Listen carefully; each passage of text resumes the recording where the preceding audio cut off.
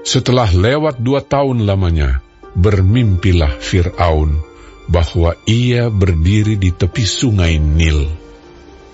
Tampaklah dari sungai Nil itu keluar 7 ekor lembu yang indah bangunnya dan gemuk badannya, lalu memakan rumput yang di tepi sungai itu. Kemudian tampaklah juga 7 ekor lembu yang lain yang keluar dari dalam sungai Nil itu, buruk bangunnya dan kurus badannya, lalu berdiri di samping lembu-lembu yang tadi di tepi sungai itu. Lembu-lembu yang buruk bangunnya dan kurus badannya itu memakan ke-7 ekor lembu yang indah bangunnya dan gemuk itu. Lalu terjagalah Fir'aun. Setelah itu tertidur pulalah ia dan bermimpi kedua kalinya. Tampak timbul dari satu tangkai 7 bulir gandum yang bernas dan baik. Tetapi kemudian tampaklah juga tumbuh 7 bulir gandum yang kurus dan layu oleh angin timur. Bulir yang kurus itu menelan ke-7 bulir yang bernas dan berisi tadi. Lalu terjagalah Fir'aun. Agaknya ia bermimpi. Pada waktu pagi, gelisahlah hatinya. Lalu disuruhnyalah memanggil semua ahli dan semua orang berilmu di Mesir.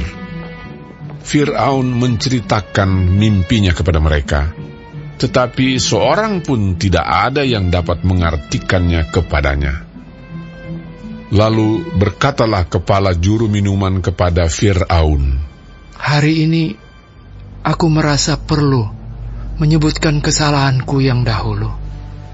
Waktu itu tuanku Firaun murka kepada pegawai-pegawainya dan menahan aku dalam rumah pengawal istana beserta dengan kepala juru roti. Pada Sabtu malam juga kami bermimpi. Aku dan kepala juru roti itu masing-masing mempunyai mimpi dengan artinya sendiri. Bersama-sama dengan kami ada di sana seorang muda Ibrani, hamba kepala pengawal istana itu. Kami menceritakan mimpi kami kepadanya, lalu diartikannya kepada kami mimpi kami masing-masing.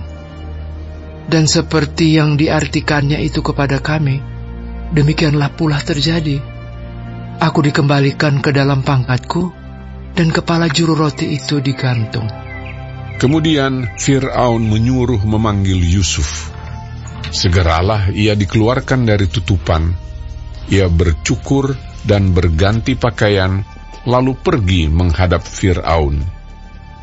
Berkatalah Fir'aun kepada Yusuf, "Aku telah bermimpi, dan seorang pun tidak ada yang dapat mengartikannya. Tetapi telah kudengar tentang engkau.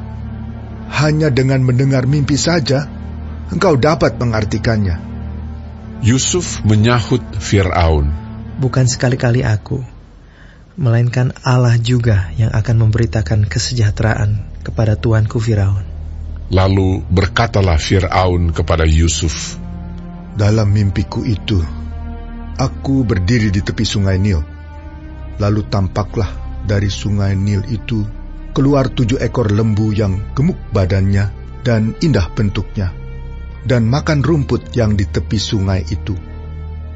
Tetapi kemudian tampaklah juga keluar 7 ekor lembu yang lain, kulit pemalut tulang, sangat buruk bangunnya, dan kurus badannya.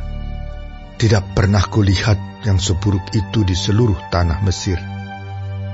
Lembu yang kurus dan buruk itu memakan ke-7 ekor lembu gemuk yang mula-mula. Lembu-lembu ini masuk ke dalam perutnya, tetapi walaupun telah masuk ke dalam perutnya, tidaklah kelihatan sedikit pun tandanya. Bangunnya tetap sama buruknya seperti semula. Lalu terjagalah aku. Selanjutnya, dalam mimpiku itu kulihat timbul dari satu tangkai 7 bulir gandum yang berisi dan baik. Tetapi kemudian tampaklah juga tumbuh 7 bulir yang kering, kurus dan layu oleh angin timur. Bulir yang kurus itu memakan ke-7 bulir yang baik tadi.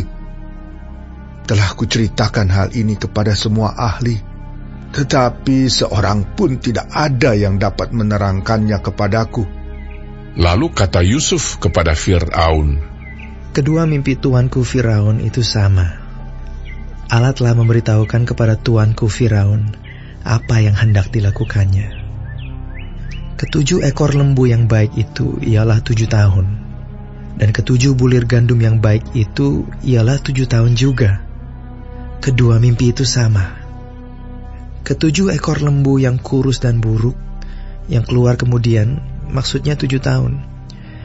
Demikian pula ke-7 bulir gandum yang hampa dan layu oleh angin timur itu. Maksudnya akan ada 7 tahun kelaparan. Inilah maksud perkataanku ketika aku berkata kepada tuanku Firaun, Allah telah memperlihatkan kepada tuanku Firaun apa yang hendak dilakukannya. Ketahuilah tuanku, akan datang 7 tahun kelimpahan di seluruh tanah Mesir. Kemudian akan timbul 7 tahun kelaparan. Maka akan dilupakan segala kelimpahan itu di tanah Mesir, karena kelaparan itu mengurus keringkan negeri ini. Sesudah itu akan tidak kelihatan lagi bekas-bekas kelimpahan di negeri ini karena kelaparan itu, sebab sangat hebatnya kelaparan itu.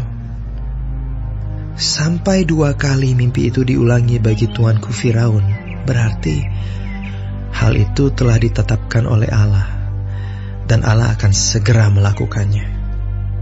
Oleh sebab itu, baiklah tuanku Firaun mencari seorang yang berakal budi dan bijaksana, dan mengangkatnya menjadi kuasa atas tanah Mesir.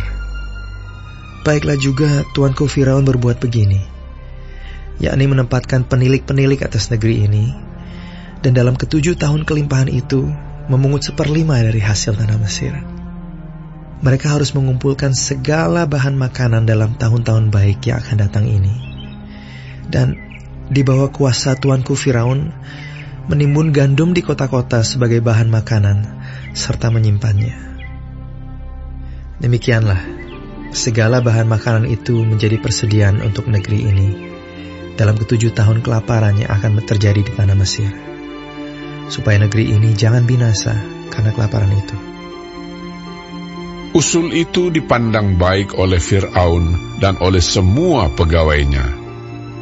Lalu berkatalah Fir'aun kepada para pegawainya, mungkinkah kita mendapat orang seperti ini, seorang yang penuh dengan roh Allah? Kata Fir'aun kepada Yusuf, oleh karena Allah telah memberitahukan semuanya ini kepadamu, tidaklah ada orang yang demikian berakal budi dan bijaksana seperti engkau. Engkaulah menjadi kuasa atas istanaku, dan kepada perintahmu seluruh rakyatku akan taat. Hanya tahta inilah kelebihanku daripadamu. Selanjutnya Fir'aun berkata kepada Yusuf, dengan ini aku melantik engkau menjadi kuasa atas seluruh tanah Mesir. Sesudah itu Fir'aun menanggalkan cincin meterainya dari jarinya dan mengenakannya pada jari Yusuf. Dipakaikannya lah kepada Yusuf pakaian daripada kain halus dan digantungkannya kalung emas pada lehernya. Lalu Fir'aun menyuruh menaikkan Yusuf dalam keretanya yang kedua, dan berserulah orang di hadapan Yusuf, hormat! Demikianlah Yusuf dilantik oleh Fir'aun menjadi kuasa atas seluruh tanah Mesir. Berkatalah Fir'aun kepada Yusuf, akulah Firaun, tetapi dengan tidak setaumu, seorang pun tidak boleh bergerak di seluruh tanah Mesir. Lalu Fir'aun menamai Yusuf Zavnat Paaneah, serta memberikan Asnat, anak Potifera, imam di On, kepadanya menjadi istrinya. Demikianlah Yusuf muncul sebagai kuasa atas seluruh tanah Mesir. Yusuf berumur 30 tahun ketika ia menghadap Fir'aun, raja Mesir itu. Maka pergilah Yusuf dari depan Fir'aun, lalu dikelilinginya seluruh tanah Mesir. Tanah itu mengeluarkan hasil bertumpuk-tumpuk dalam ke-7 tahun kelimpahan itu. Maka Yusuf mengumpulkan segala bahan makanan ke-7 tahun kelimpahan yang ada di tanah Mesir, lalu disimpannya di kota-kota. Hasil daerah sekitar tiap-tiap kota disimpan di dalam kota itu. Demikianlah Yusuf menimbun gandum seperti pasir di laut, sangat banyak, sehingga orang berhenti menghitungnya, karena memang tidak terhitung. Sebelum datang tahun kelaparan itu, lahirlah bagi Yusuf 2 orang anak laki-laki yang dilahirkan oleh Asnat, anak Potifera, imam di On. Yusuf memberi nama Manasye kepada anak sulungnya itu, sebab katanya, Allah telah membuat aku lupa sama sekali kepada kesukaranku dan kepada rumah bapakku. Dan kepada anaknya yang kedua diberinya nama Efraim, sebab katanya, Allah membuat aku mendapat anak dalam negeri kesengsaraanku. Setelah lewat ke-7 tahun kelimpahan yang ada di tanah Mesir itu, mulailah datang 7 tahun kelaparan, seperti yang telah dikatakan Yusuf. Dalam segala negeri ada kelaparan, tetapi di seluruh negeri Mesir ada roti. Ketika seluruh negeri Mesir menderita kelaparan, dan rakyat berteriak meminta roti kepada Fir'aun, berkatalah Fir'aun kepada semua orang Mesir, "Pergilah kepada Yusuf, perbuatlah apa yang akan dikatakannya kepadamu." Kelaparan itu merajalela di seluruh bumi. Maka Yusuf membuka segala lumbung dan menjual gandum kepada orang Mesir, sebab makin hebat kelaparan itu di tanah Mesir. Juga dari seluruh bumi datanglah orang ke Mesir untuk membeli gandum dari Yusuf, sebab hebat kelaparan itu di seluruh bumi.